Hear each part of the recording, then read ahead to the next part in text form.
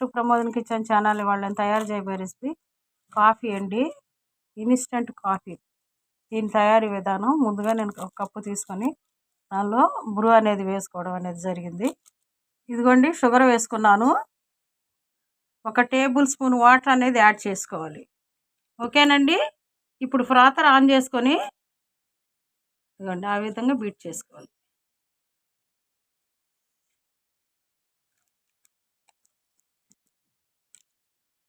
ఇదిగోండి ఆ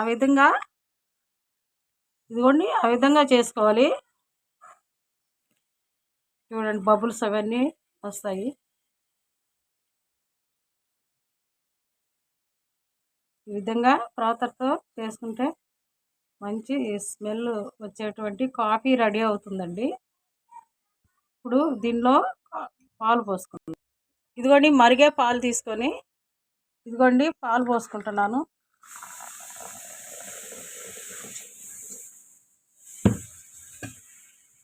పాలు పోసుకున్న తర్వాత ఈ విధంగా ఫ్రాతర్తో అంతా కలిసే విధంగా కలిగి పెట్టుకోవాలి. చూడండి కాఫీ ఎట్లా రెడీ అవుతుందో.